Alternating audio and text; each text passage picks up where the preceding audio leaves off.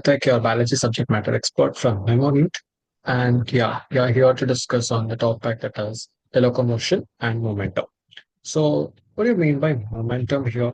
So, when I'm talking about a momentum, we need to remember that is one of a significant feature of the living beings. Like we know animals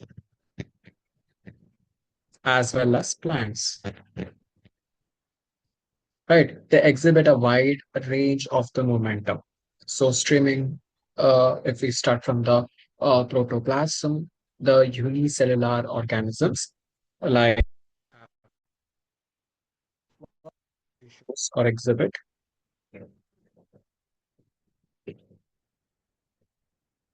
So it actually exhibits a simple momentum, right? So simple momentum,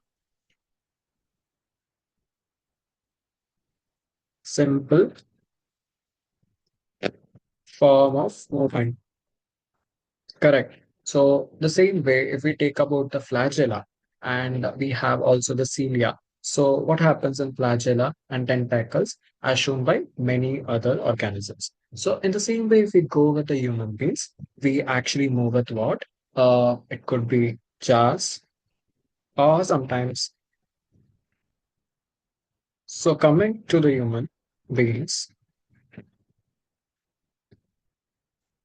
so human beings normally we see the momentum like through the help of limbs or to the help of jars, right? Or it could be the highlights also we see some of the momentum and the and still many other parts of the human beings we see the movement, right?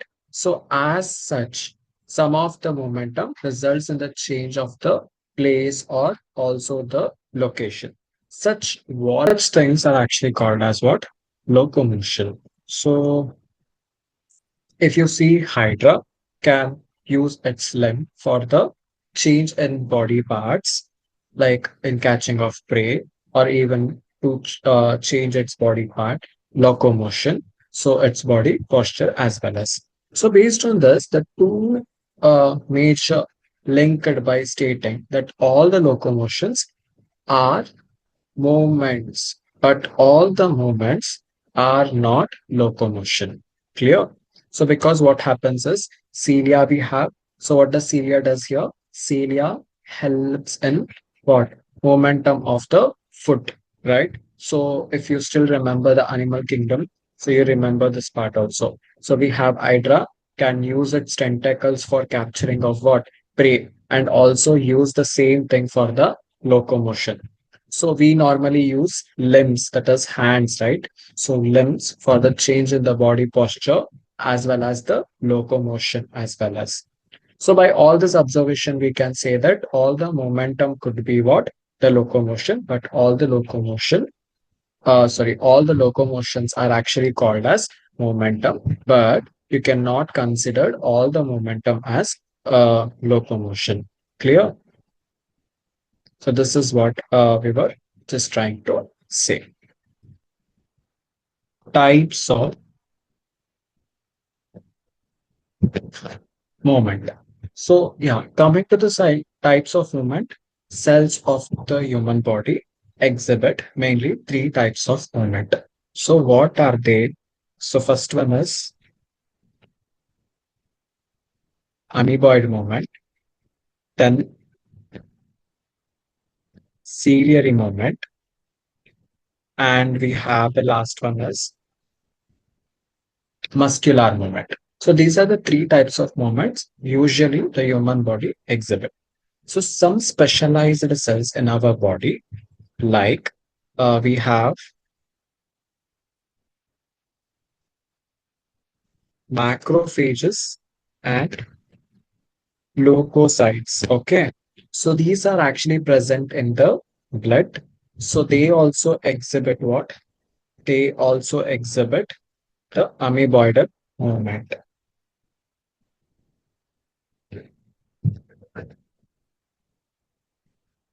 Okay. So it is affected by the pseudopodial formed like microfilaments or pseudopodia formed by the stream of protoplasm. So that is nothing but as an amoeba that you see. Okay.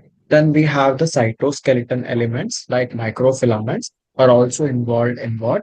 Amoeboidal momentum. So this is all about what? Amoeboidal momentum. So amoeboidal momentum is like what happens? Some specialized cell in our body, like macrophages and the leukocytes and the blood exhibit this amoeboidal momentum. So it is affected by the pseudopodial form by the streaming of the protoplasm. So it is just you will be observing in the amoeba. Then we will have a cytoskeleton elements like microphagellas. They are also involved in amoeboid momentum. This is very important. So after this, it is the ciliary momentum. So in the ciliary momentum, it occurs most in the internal. So that is our internal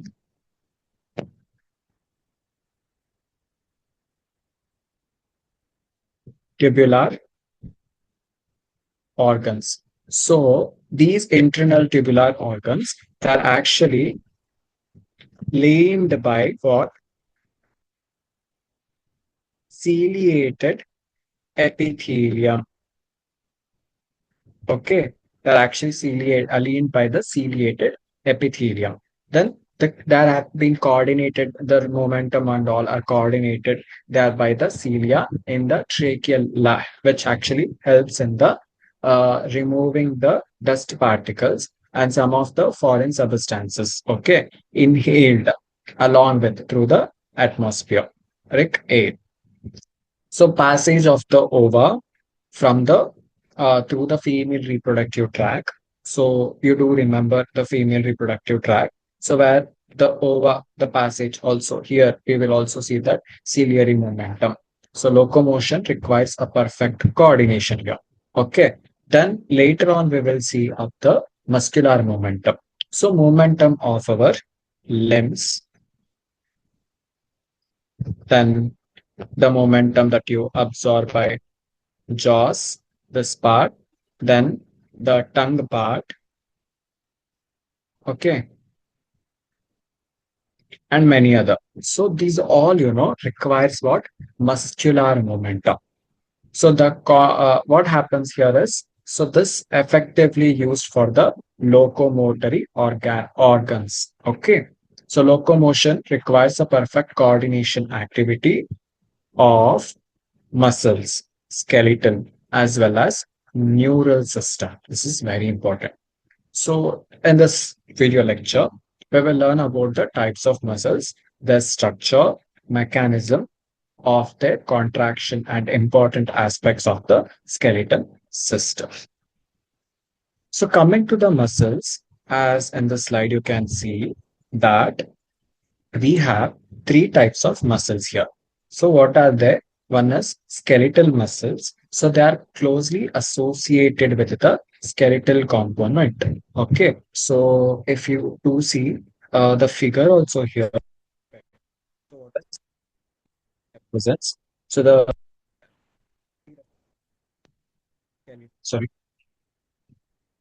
yeah. So this figure that is three figures. One is smooth, skeletal, and cardiac muscles. So the skeletal muscles are closely associated with the skeletal component of the body. So they have stripped appearance under the microscope, hence are actually called as striated muscles. Means they're very striated. Okay, just like this as the activates are under the whatever the activity, so they are under what voluntary contract of the nervous system, so they are known as voluntary muscles. Okay, so they are under the control of the nervous systems, hence they are voluntary muscles too. They are primarily involved in locomotory actions like walking, changing body posture, and all. So whatever I'm talking is under my will or not, it is under my will.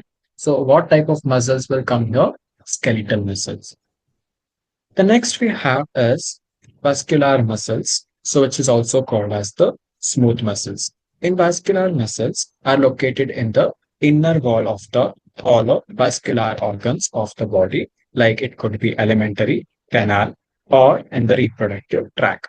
So they do not exhibit any striation and are very smooth in the appearance. Hence, they are called as what? Smooth muscles here. Okay. So that means they are not striated muscles. We need to understand this. So their activities are not under the voluntary control of the nervous system and are therefore known as involuntary muscles. So they assist, for example, transportation of food through the digestive tract and gametes through the genital tract. The last one will be the cardiac muscles. As the name suggests, cardiac muscles are the muscles of the heart.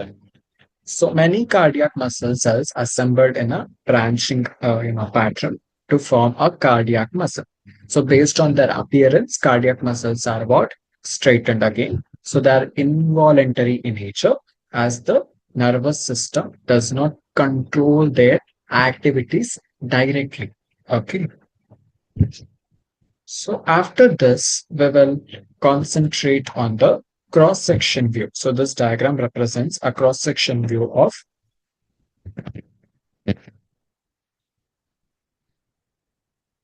a muscle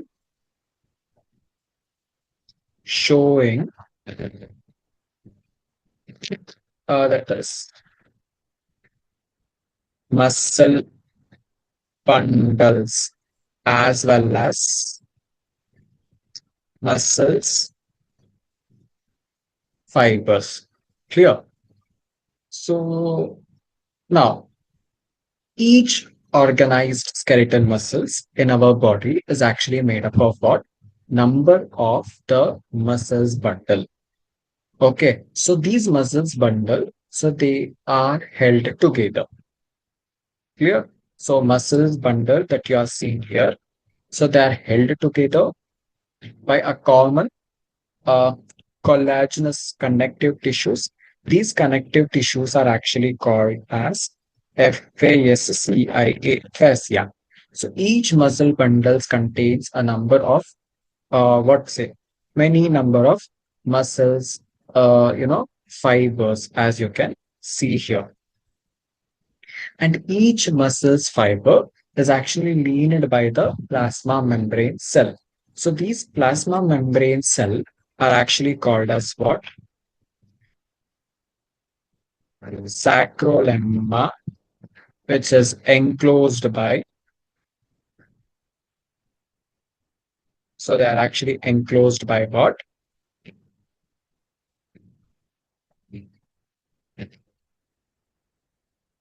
Sacroplasm.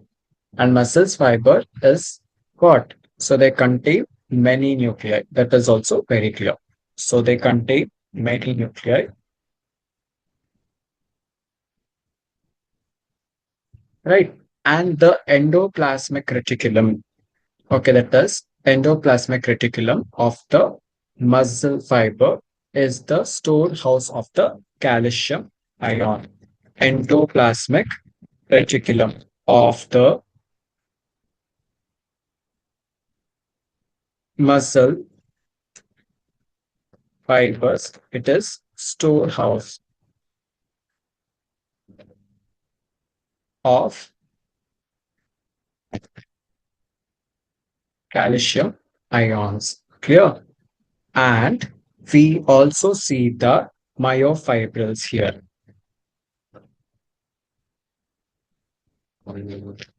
So myofibrils, and each myofibrils has alternate dark and light bands that I'll discuss in the next slide.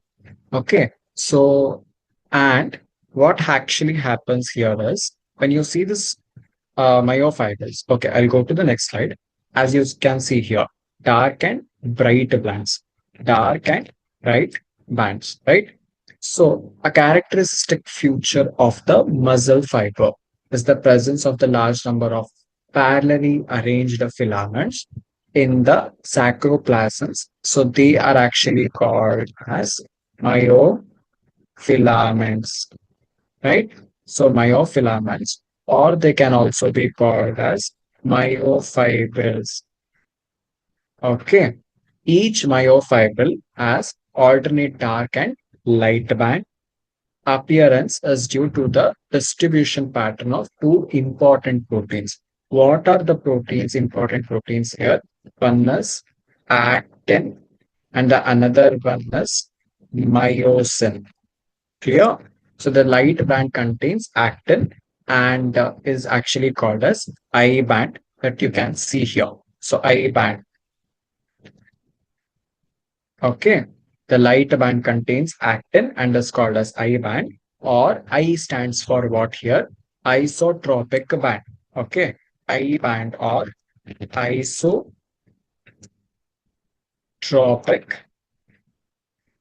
band. Whereas the dark band that you're seeing is actually called as A band, dark band. See, this is the dark band.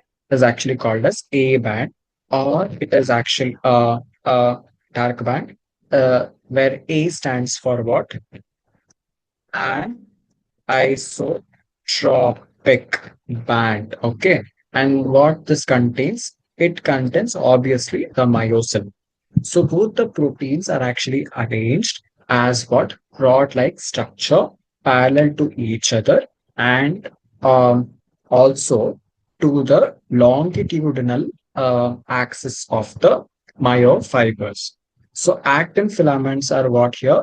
Thin, and they're compared to the myosin filament. Hence, they are commonly called as thin and thick filament.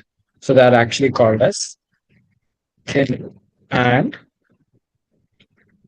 thick filament. Okay. So there is another band called as Z band. So in the center of each I band, so in the center of each high band, this black thing that you're seeing, this part that you're seeing, right? So yeah, this part which you're seeing is actually called as Z line. So which normally dissect. So the thin filaments are firmly attached to the Z line, and this thick filament as A band are also held together in the middle of the band by thin filamentous membrane, which is actually called as M band. Clear? So after this, the thick filament in the A band are held together in the middle of this band by a thin filament, which we call them as M band, and A as well as I band. Okay, so they are arranged alternatively: A band, I band, A band, I band. So alternatively through the length of the myofibrils. So the portion of the myofibril between two successive Z line, okay, is considered as the functional unit of the contraction.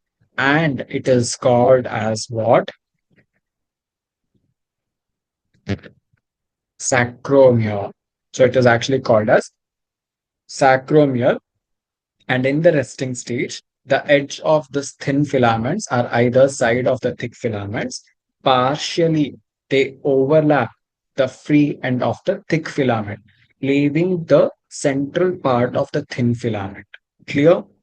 So this central part of the thin filament, not overlapped by thick filament, is actually called as Z zone. So this is thin and this is thin, and it is not overlapped. Then that zone is actually called as H zone. Okay. So yeah. So we will move on to the next thing, that is the structure of the contractile protein. So what is this? See, here each actin filament is made up of two F, that is nothing but filamentous action, helical, two to each other. Correct? So you can see this F action, F actin. Helically means you have seen the double helix, right? Helically, like this way. Each other. Each F actin is what? A polymer of the monomeric G action. So what is monomeric G action here? It is globular actin. Okay. And two filaments of another protein, that is tropomyosin, also lung. So here we also have another protein, so to the F actin through its length. So you're seeing the tropomyosin here. Okay, where it is. Yeah, sorry. So here there is a tropo. Nice. So that also runs along with the F active. Okay. So in the resting phase, a subunit of the tropopaisin, that is the troponin, the subunit. So here you are seeing the subunit, that is troponin, makes the active binding site for myosin on the actin filament. So that is what you are seeing in this figure. So next figure, what happens once you see this part, each myosin, okay, filament, which is the thick filament, is also a they're the polymeride protein. So many monomeric proteins called meromycin. Okay, so these meromycin constitutes one thick filament. Each meromycin has two important parts, a globular head. So this you're seeing this as a globular head, correct, with a short armed tail. So this is cross arm. So this is how you will see. And former being called the heavy component. That is, the head and the short arm projects outwards at regular distance. Okay. And the angle for each other from the surface of the polymerized myosin filament. And this is actually called as cross arm. And this globular head is an active site for the ATP binding site. That is what I can say. So where ATPase enzymes and has been binding site for this ATP and activate site for the action part. So yeah, moving on to the next part, that is the mechanism of the muscle contraction, how it happens. Muscles, the mechanism of the muscle contraction has been actually best explained by the sliding filament theory. This is very important. So what is the theory which best explained it as sliding filament theory? So what it actually states is muscle contraction is initiated by a by a central nervous system. So this central nervous system, so once it is activated, a motor neuron along with the muscle fiber, so what it does, it connected to it constitutes a motor unit. So the junction between the motor neurons, okay, and the saccharolemma of the muscle fiber, that what you're seeing, is actually called as neuromuscular junction. So this neuromuscular junction is also called as motor end plate. So a neural junction. So what happens which generates an action potential? So yeah, now it has potential. So once it has produced an action potential, uh, right, this spreads through the muscle fiber and that will leads to the release of the calcium ions. So once this leads to the release of calcium ions, their level, what happens, increases, and that binding of calcium with the subunit of the troponin on the actin filament, and therefore, so this calcium ions will come and bind, right? So to this actin filament. And once this happens, as a result, the myosin head now binds to the exposed active site or action to form a cross binding. So that pulls the action, as you can see here. So once it pulls the action out here, so the pulls the attached actin filaments towards the center of the A band and the Z line attached to these actins are also pulled inwards, thereby causing the shortening of this sacrum, that is contraction. It is clear from the above step, like whatever that is I have explained or through this figure, that when a band retains the length, the myosin releases the ATP, as you can see here, and P1 goes back to its relaxed state. A new ATP binds and the cross bridge is broken. And the ATP is again hydrolyzed by the myosin head, and the cycle of the cross bridge formation will normally takes place. Okay. And this figure, uh, this pull the attraction actin filaments towards the center of the A band. So then what happens here is the Z never, yeah. So yeah, as I told you that what happens is when these things happens, so this when this contraction will happen, right? As a result, it pulls the attached actin filaments towards the A band, and later on, what happens? The Z line attached to those actins are also pulled inwards, right? So they are again pulled inwards. So as a reason, what happens? So causes a shortening of the sacromia, that is the contraction. So contraction and relaxation. So contraction. It is clear from that during the shortening of the muscles, what happens? The contraction, the I band gets reduced. Okay. So whereas the A band retains the length. This when the contraction happens. So this is relaxation. You are seeing the then. So when the contraction has happened, it is coming closer. So when it is coming closer, you can see this changes happening. So H zone, the size will become, the distance will become lesser. A band comes closer to each other, and I bands also get contracted. So the myosin now it releases the ADP, and P1 goes back to its what do you say, that relaxing state.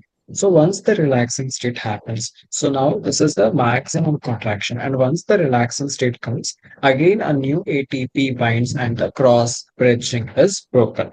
And the ATP is again hydrolyzed by the myosin head, and the cycle of cross bridge formation takes place as it is. Clear? And the breakage is repeated again and again. So the process continues till the Ca plus ions are pumped back to this sacroplasmic, resulting in making of this that is called as actin filament. So this causes what? The Z line back to its original state. So once it becomes its to its original position, that is called as relaxed state. Okay, so this reaction time of the fibrin can vary in different muscles depending upon what action of the muscles can lead to the accumulation of the lactic acid due to the anaerobic breakdown of the glycogen in them. So causing what? Fatigue and muscle contraction. A red colored oxygen stored pigment that is actually called as myoglobin. Very important. Okay. So myoglobin is actually red colored oxygen stored pigment. And this contain myoglobin content is high in some of the muscles, which gives a reddish appearance. Okay. So what of the muscles which are giving reddish appearance is because of the myoglobin content. So where it is showing only white appearance, their myoglobin content is not there or little bit or absent.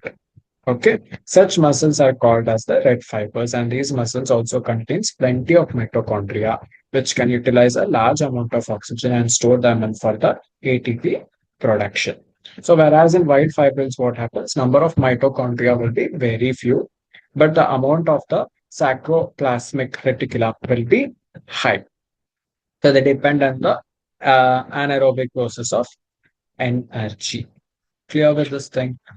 So moving to the next very important topic, that is the skeletal muscles. Skeletal muscles are actually the framework of the bone and the few cartilages. So this system has a significant role in the movement shown by the body.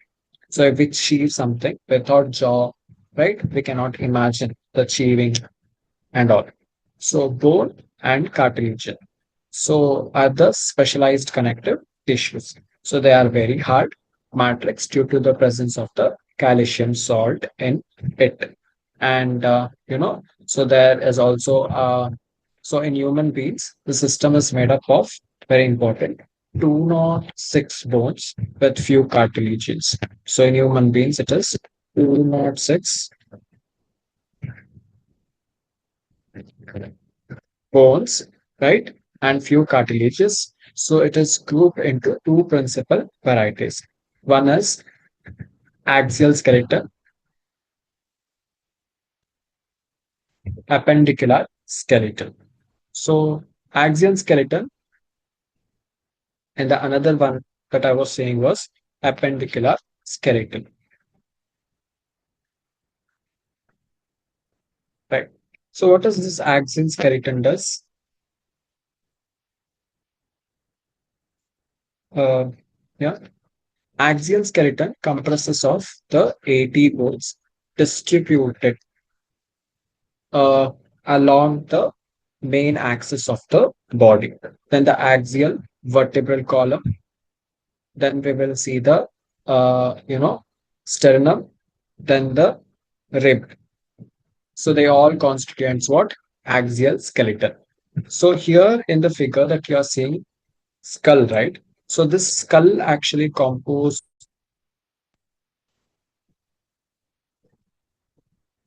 two sets of bone. So one is cranial and facial bones. So total will be 22 bones. Okay. Cranial bones will be 8 in number. Remember this part. And facial will be 14 in number. 14 skeleton. So the single U-shaped bone is actually called as so U-shaped bone is called as hyoid bone. Okay. So it's present in the base of the buccal cavity and is also they are also been included in the skull. So each middle ear contains three tiny bones. So one is middle ear. So what bones it contains? One is malleus, then anus as well as stapes. So collectively they are called as ear ocellus. And the skull region articulates with the superior region of the vertebral column with the help of two occipital conditions. Okay, so that is this is all about the skeletal muscles, especially with the skull.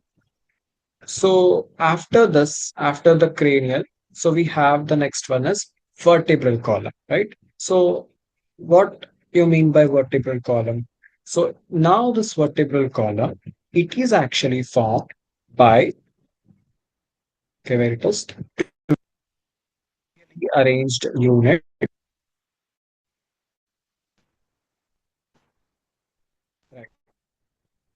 26 serially, sorry, yeah, 26 serially arranged units. Okay, so they are called as vertebrae. So it is extended from the base of the skull and constitutes the mainframe network till here. So now each vertebra has a central hollow portion. So the central hollow portion is actually called as the neural canal. Okay. So this neural canal through which the spinal cord actually passes. So first vertebra is atlas, will be the very first vertebra, and it articulates with the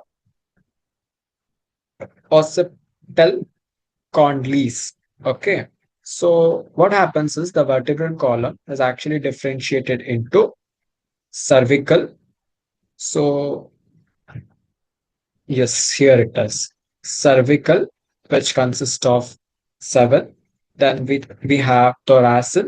Thoracic consists of 12 bones. Then we have lumbar vertebra, which consists of five. So total 20. Correct? Total will be 26 bones.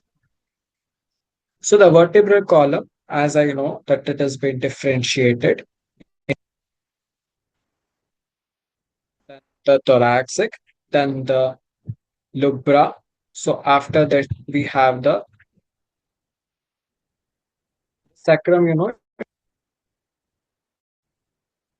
one fused.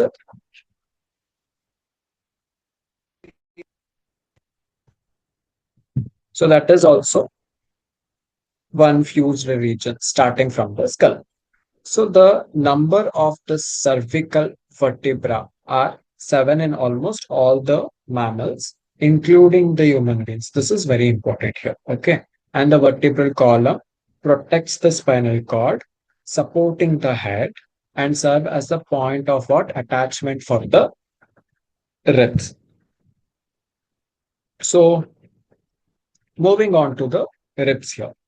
So ribs, as we know, 12 pairs of ribs will be there.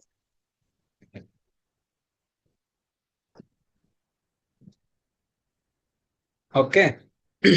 Each rib is thin, flat bone connected dorsally to the ventricle column and ventrically to the sternum.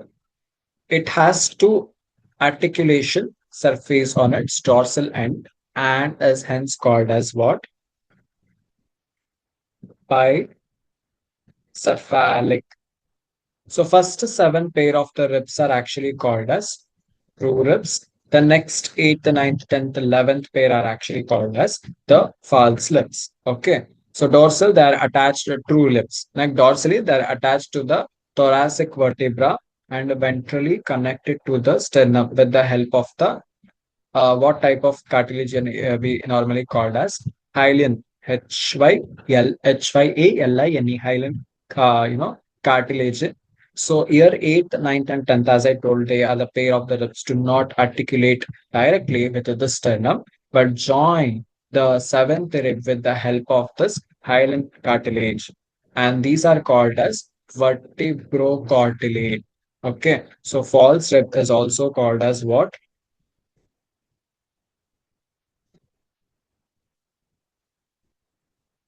Okay. So now we have last two pair. So this last two pair, that is 11th and 12th of the ribs, are not connected ventrally and therefore called as floating ribs. So okay, so the thoracic vertebrae, ribs, and the sternum together forms what? A rib cage. So rib, sternum, vertebral column together, they all call form what? A rib cage. Then the bone of the limb along with these girdles constitutes what? Appendicular skeleton. And each limb is made up of 30. This is appendicular skeleton. So it is actually made up of what? Each rib is actually made up of 30 bones. Skeleton. Each limb is made up of 30 bones. And bones of the hand, that is forelimb, are, what do you say that? Humerus. Then we have the radius, ulna, then carpal, metacarpal, phalanges. Correct. So this is how it normally happens. Uh, so what happens here is the theorem that we are normally suggesting here, that is femur, that is the thick bone and the longest bone. Okay. So that is the thick bone and the longest bone here. And tibia will be seen. So after tibia, you will also see what? uh, fibrous fibula. Then after fibula, you will see the ankle bone, that is tarsal. Okay. So the next is 40 number digit bones, the which you see in the hind limb.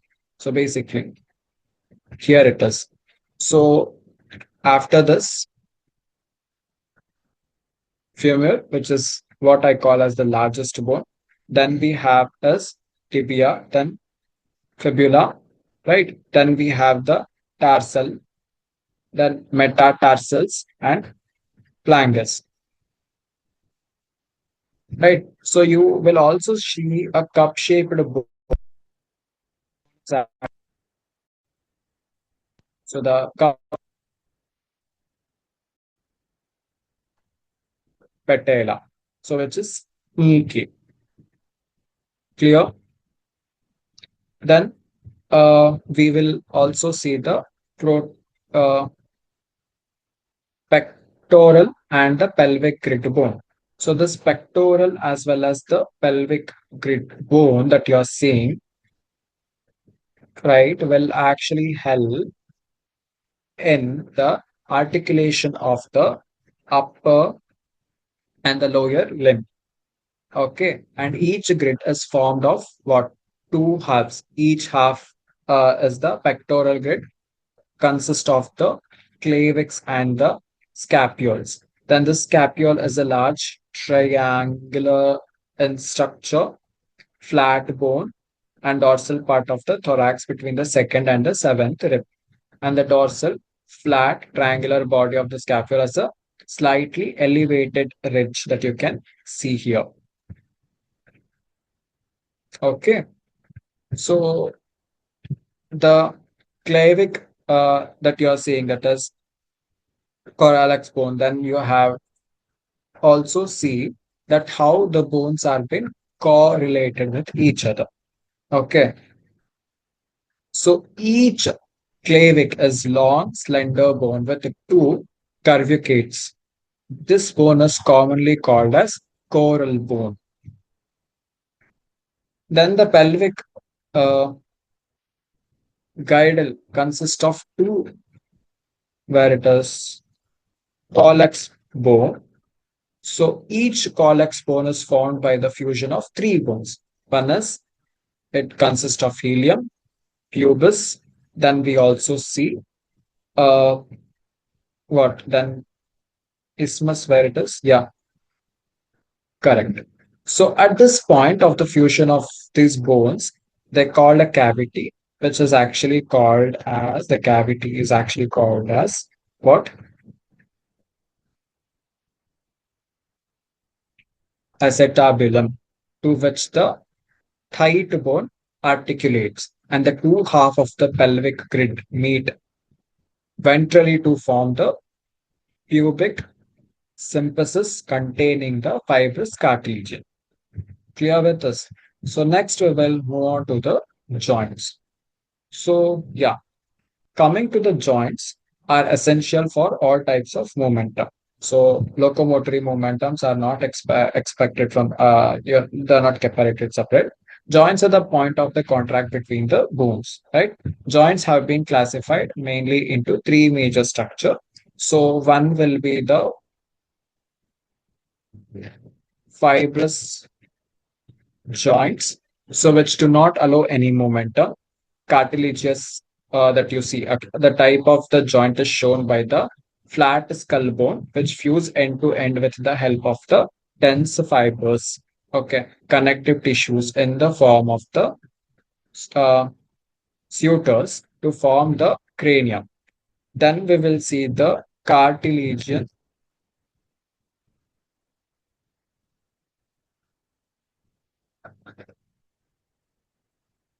joints. So here what happens, the bone involved are joined together with the help of the cartilagens.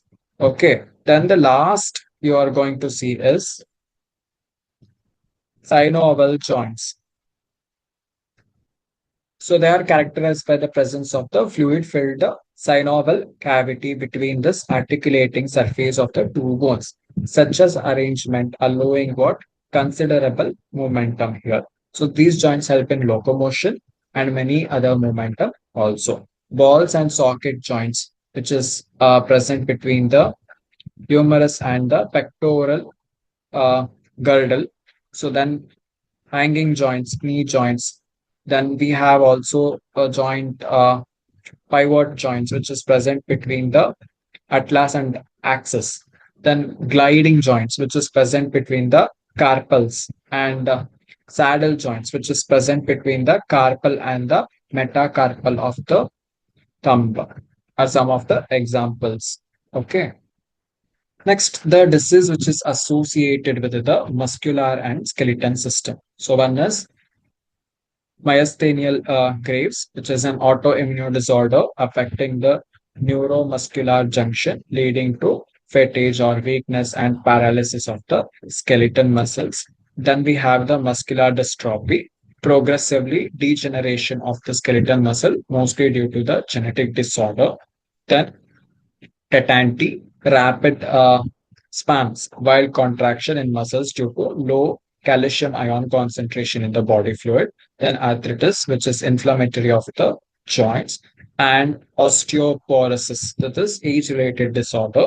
So characterized by the decreased bone mass and increase in chances of the fraction, right? This is due to the decreased level of the estrogen in the common cause. Then the last one is gout, which is inflammation of the joint due to the accumulation of the uric acid crystal. This is all about the locomotion and momentum. Let me know if you have any doubt, and you're free to contact me through the comment section or through the Telegram channel.